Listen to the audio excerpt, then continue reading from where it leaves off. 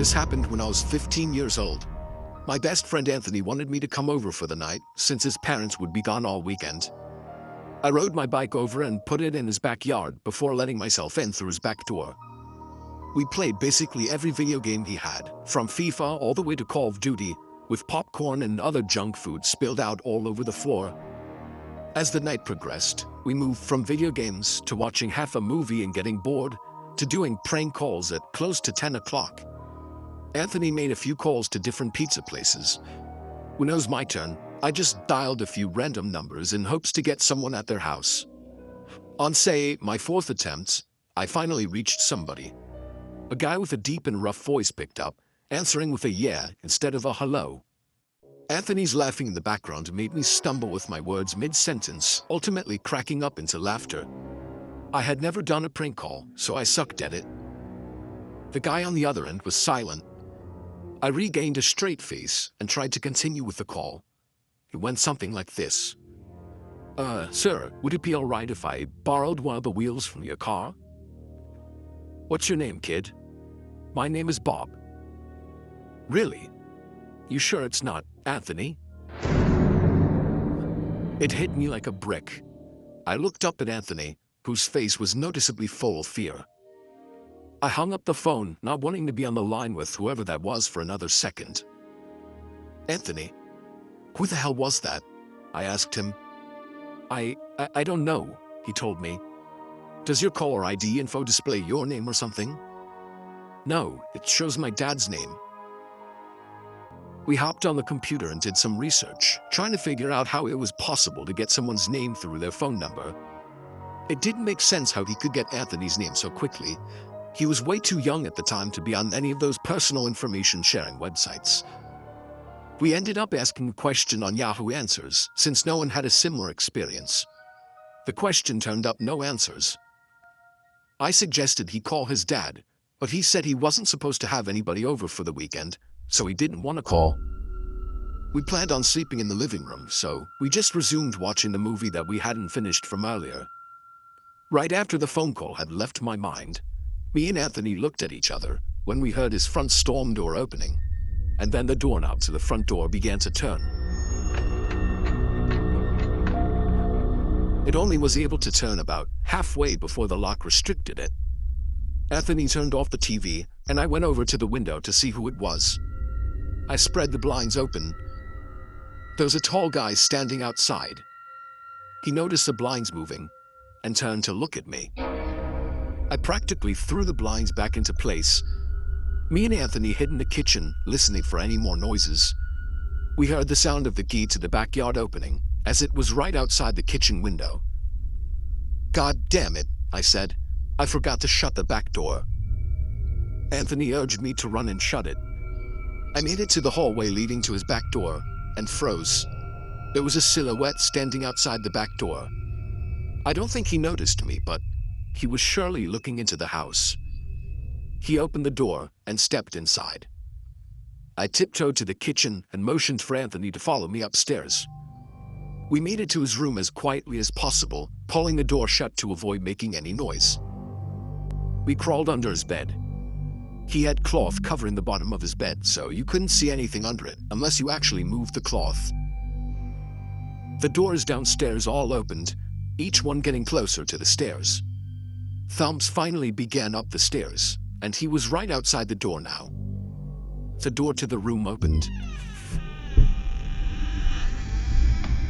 I could hear Anthony's breathing. It was too loud. Footsteps moved over to the closet, and then the closet opened. I could hear the coat hangers being slid around as the fabric of the jackets and coats rubbed against each other. Footsteps moved over to the bed and stopped. I felt like my heart was about to explode out of my chest. Anthony's breathing was too loud. I had to cover his mouth with my hand. Nothing but silence in the room now. We laid still for so long, I almost thought he wasn't even in the room anymore. I moved my hand away from Anthony's mouth and whispered in his ear, "You think we can make a run for it?" He was about to answer when the most disturbing, memory-haunting scream I'd ever heard filled my ears as Anthony was seemingly dragged out from under the bed. I crawled out and saw him struggling with the man. I desperately looked around for anything to use as a weapon. I settled with the screwdriver sitting on his nightstand. I hurried over to the man and drove the screwdriver into his back. He let go of Anthony as he let out a scream of agony, giving us time to get the hell out of the house. Running onto the road would give away our position too easily. It would take too long to make it to his neighbor's house. We dove for the tree line in the woods and took cover behind a bush, watching the house. The back door opened as the man stepped outside, looking around the backyard. He then looked out to the woods. I felt his eyes pass me as he scanned through the tree line. It seemed that it was too dark for him to see us. Then, he turned his head back in our direction. I ducked behind the bush. "Joe, he's coming." "What?" "Dude, get up, we gotta run." He was right. The man was approaching us fast. How could he have seen us? We ran through the woods with the leaves crunching under us, giving away our position. When Anthony tripped over something, I crouched down with him, hoping we had run far enough. Not even 20 seconds later, oncoming footsteps from the direction we were running from came fast. They slowed down only 2 trees away from us, as we lay face down in the leaves. Moments later, the footsteps take off in another direction. We waited until we could no longer hear them, and took off back in the direction of the house. While running, over the sound of leaves crushing and my heavy breathing, I could swear I heard leaves crushing from behind us. We made it back to his backyard, into his house, and this time remembering to shut the back door. We were now able to call the police.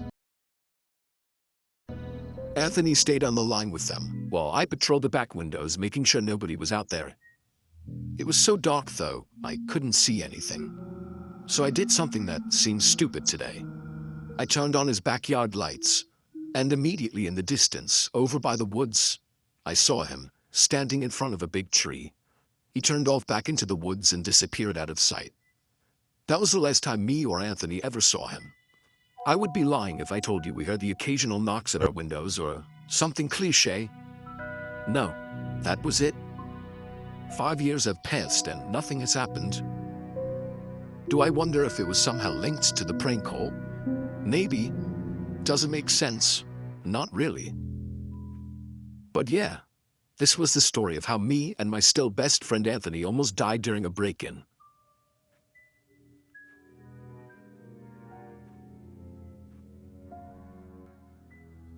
Me and my wife have had our fair share of arguments, but there was this one night that she wouldn't stop bitching over the stupidest shit.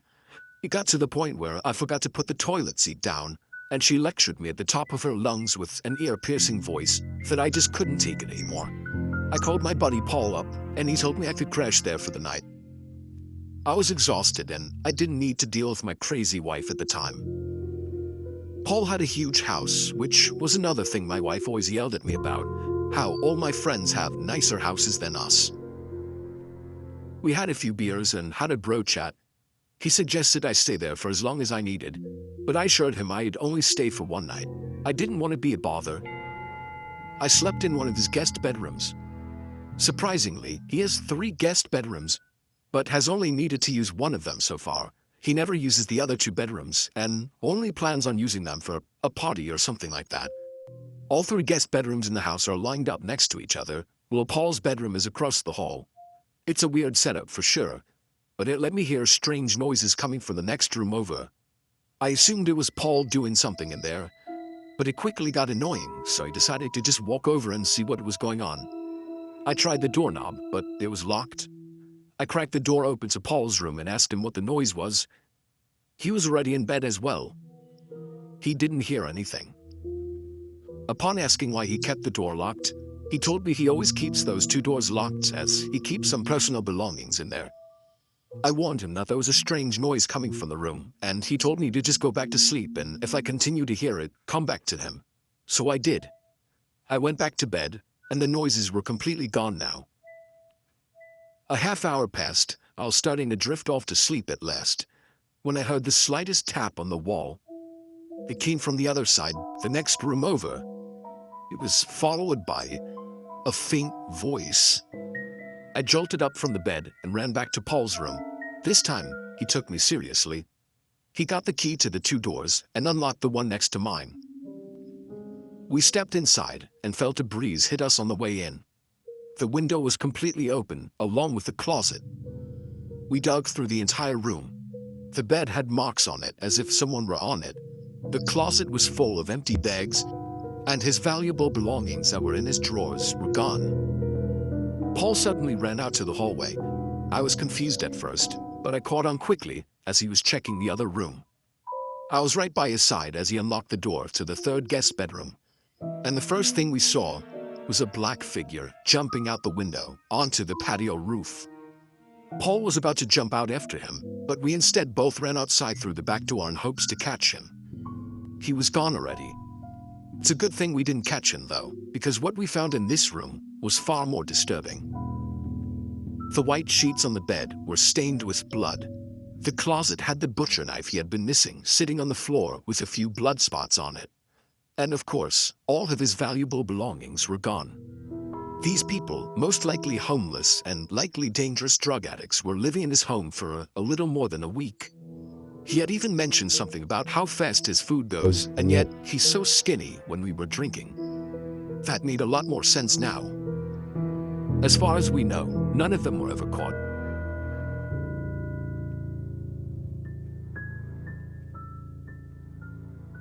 I remember it like it was yesterday. It was my first sleepover, an important part of my childhood. It was my good friend. His name was Jordan. We were 10 years old. He had a huge basement where we could play video games until 1 in the morning and then sleep on the couches. Skipping the teeth brushing like 2 little rebels, we went straight to trying to get some sleep on the couches. I fell asleep with ease. I woke up at some unknown time. I realized the TV was still on, with a blank screen. It was giving off a very dim light, but it was enough to notice something in the far corner of the basement, by the stairs. It was some tall object. I didn't know what it was, and I can't really describe how it looked. All I know is it almost reached the ceiling. The sound of the TV turning off and the small amount of light vanishing was almost enough to make me start screaming. I shut my eyes and just laid there motionless. I don't even remember falling back asleep. All I remember is waking up to a sudden and horrid screaming coming from upstairs.